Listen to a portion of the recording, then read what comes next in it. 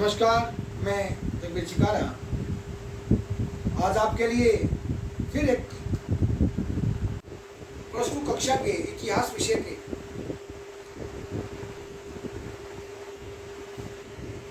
पाठ नंबर हमारा 9-10 के करीब चैप्टर है। दिमाग से बात उतर चुकी है। मुगलों के विषय में हम पढ़ेंगे। हमने औरंगजेब की राजपूत नीति के बारे में पढ़ा। आज हम पढ़ेंगे मुगल साम्राज्य के पतन के बारे में। यह मुगल साम्राज्य का पतन किस प्रकार हुआ, वो पौधा जो बाबर ने भारत में मुगल वंश के रूप में लगाया था, जो फला फूला अकबर के काल में उसकी शाखाएं जो थी वो पूरे भारत में फैल गई तकरीबन। लेकिन जो जो समय गुजरता चला गया, इसकी तरफ ध्यान कम दिया गया और औरंगजेब के शासन काल में आकर ये जो वृक्ष था जिसकी शाखाएं बहुत लंबी चौड़े एक क्षेत्र में फैली थी, वो शाखाएं अब उसकी टहनियां, उसके पत्ते अब झड़ने लग गए थे, एक एक करके सूख रहे थे।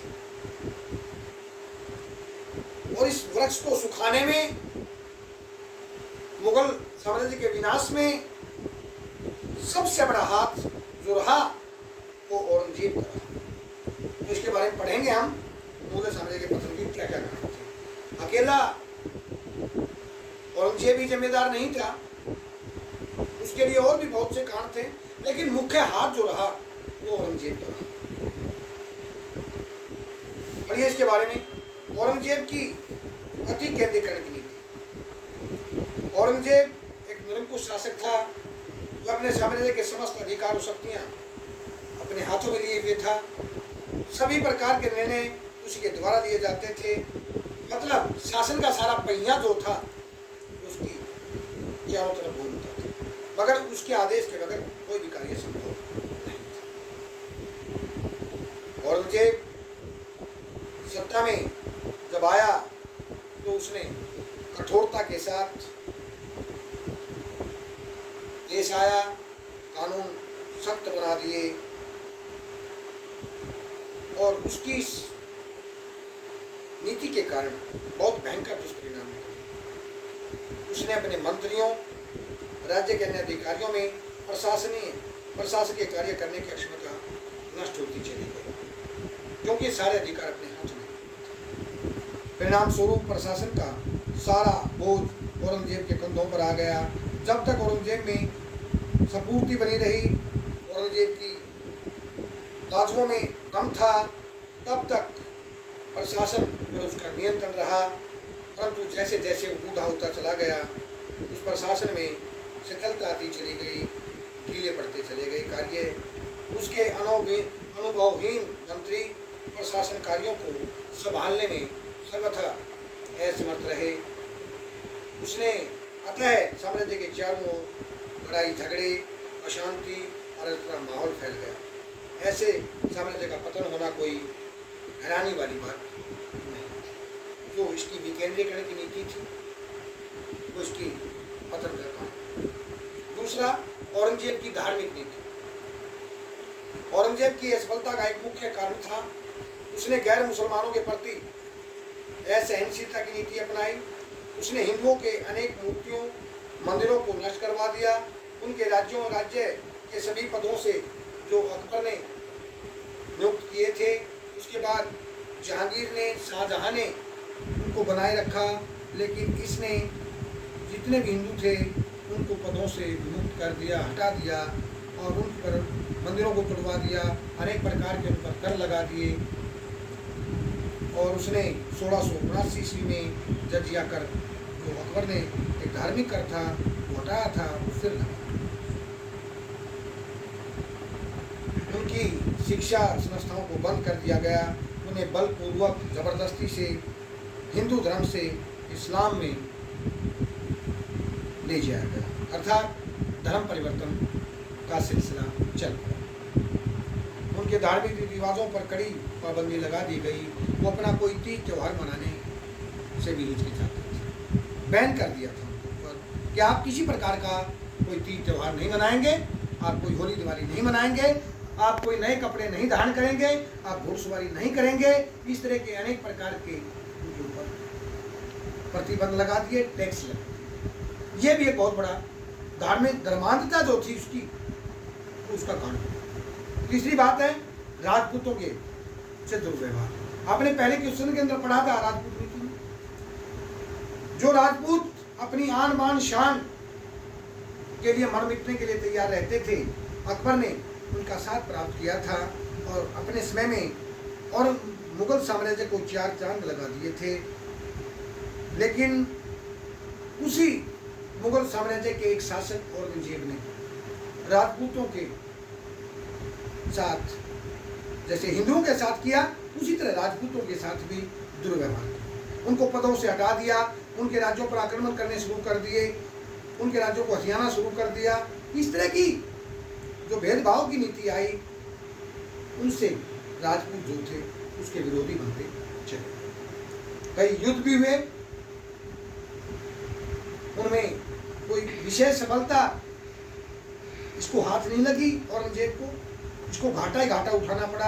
काफी जन धन का इसको नुकसान हुआ, इसकी शक्ति घटती चली गई। इसके कारण राज्य में चारों तरफ अव्यवस्था का माहौल पैदा होता चला गया और ये भी राजपूतों के साथ दुर्व्यवहार भी मुगल साम्राज्य के पतन का कारण बना। वो राजपूत जो अपना खून बहाने के लिए हमेशा मुगल साम्राज्य के लिए तैयार रहते थे, आज उसके विरोधी बनते चले। वो किसके कारण?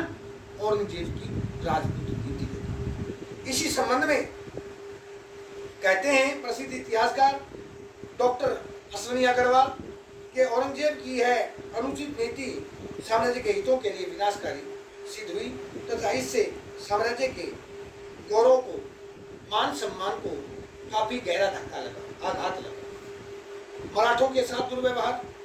अब जो दक्षिणी पश्चिमी भारत था उसके अंदर, महाराष्ट्र के अंदर मराठे थे, जिस साम्राज्य की स्थापना शिवाजी ने की थी। औरंगजेब ने मराठों के साथ भी दुर्व्यवहार किया। उनके दमन करने के लिए उन्हें काफी समय और धन और जन व्यर्थ में नष्ट कर दिया।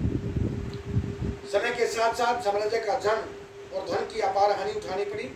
यदि औरंगजेब चाहता तो मराठों से मित्रता स्थापित करके अपना बहुमूल्य समय और धन और जन की रक्षा कर सकता था और साम्राज्य को मजबूत कर सकता था, परंतु वह ऐसा करने में असमर्थ रहा। इसके विपरीत जब मराठा सरदार शिवाजी उसके दरबार में आया तो उसने उसका भारी अपमान किया, उसे बंदी बना लिया। वीर तथा स्वतंत्रता प्रेमी मराठा जाति भला इस अपमान को कैसे सहन कर सकती थी? उन्होंने अनेक मुगल प्रदेशों में जाकर भयंकर लूटमार की और कईयों को अपने अधिकार में ले लिया और उनकी ये कार्रवाइयाँ मुगल साम्राज्य को ले डूबी। उसके बाद सिखों से दुर्व्यवहार, जो पंजाब के अंदर थे।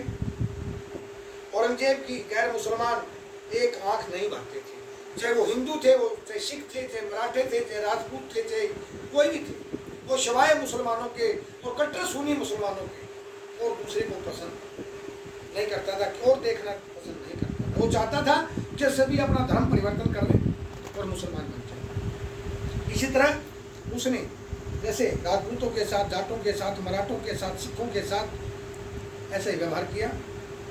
औरंगजेब ने पंजाब में सिखों की बढ़ती हुई शक्ति को सहन नहीं कर सका। उसने अतः 11 नवंबर 1675 ईस्वी को सिखों के 9वें गुरु, सिखों के 10 गुरु हुए हैं। प्रथम गुरु गुरु नानक देव जी थे और 9वें गुरु तेग बहादुर जी थे। उनको दिल्ली में शहीद कर दिया। इस तरह पंजाब में सिख भड़क उठे और उन्होंने मुगलों के अत्याचारी शासन का अंत करने का प्रण ले लिया। उन्हें यह स्पष्ट हो गया कि उन्हें अपने धर्म की रक्षा के लिए सशस्त्र होना जरूरी है, हथियार उठाने बहुत आवश्यक है। इसी उद्देश्य से वे गुरु गोविंद सिंह के नेतृत्व में इकट्ठे हुए और गुरु गोविंद सिंह 10वें गुरु थे। गुरु गोविंद सिंह जी ने 1699 में बैसाखी वाले दिन, जिसको हम हरियाणवी में मे कहते हैं, जो अप्रैल के 13 या 14 तारीख को, सॉरी 12 या 13 तारीख के अप्रैल के आसपास आता है। बैसाखी के दिन खालसा पंथ की नींव रखी। इसने एक ऐसी बलिदानी जाति को जन्म दिया जिसने शीघ्र ही पंजाब में मुगलों के नामानिशान को मिटा दिया। औरंगजेब के लिए सबसे जो उसकी घातक नीति साबित हुई वो दक्षिण नीति साबित हुई। दक्षिण के अंदर उसने अपने जीवन के 25 साल गुजार दिए। 25 साल मतलब जीवन का एक पड़ाव वहां लगा दिया और कोई फायदा ही नहीं हुआ। औरंगजेब की जो दक्षिण नीति थी, उसने बीदर, बरार, गोलकुंडा पर आक्रमण करता रहा, लेकिन उनको विजय नहीं कर सका। वहां उथल पुथल मची रही। काफी उसको सैनिक भी गंवाने पड़े, काफी धन भी खर्च हुआ इन अभियानों में, कमजोर पड़ते चले गए। ये कहते हैं इतिहासकार कि औरंगजेब की राजपूत नीति औरंगजेब के लिए कैंसर का फोड़ा साबित हुई, जो मुगल साम्राज्य को ले डूबी। उसके बाद औरंगजेब का जो स्वभाव था वो संदेहशील था। वो अपने पुत्रों पर भी विश्वास नहीं करता था, हर किसी पर शक करता था, और वो शक का स्वभाव जो था उसके कारण वो अपने पुत्रों को भी राजनीति की शिक्षा नहीं दे पाया, और उसके पुत्र जो थे उसकी मृत्यु के पश्चात उसके शासन को संभाल नहीं पाए, और ये साम्राज्य जो था इतना बड़ा साम्राज्य छिन्न भिन्न होता चला गया। और मुगल साम्राज्य रूपी जो वट वृक्ष था वो इन विद्रोह रूपी कहीं जाटों, कहीं मराठों, कहीं सिखों, कहीं राजपूतों, कहीं शिया मुसलमानों के विरोध रूपी आंधी को की टक्कर का सामना नहीं कर सका। वो आंधी आई, वो तूफान आया और उसको जड़ों से उखाड़ कर जमीन को बोझ कर दिया। अर्थात 1707 में जब औरंगजेब की मृत्यु हो गई तो उसके पश्चात उसके आने वाले जो उत्तराधिकारी थे वो उसको संभाल नहीं पाए, और धीरे धीरे यहाँ के जो उसके अधीन राज्य थे उन्होंने अपने स्वतंत्र राज्यों की स्थापना करनी शुरू कर दी। कल फिर आपके सामने एक ऐसी ही नई वीडियो लेकर हाजिर होंगे। तब तक के लिए विदा चाहते हैं। नमस्कार, स्वस्थ रहिए, खुश रहिए, धन्यवाद।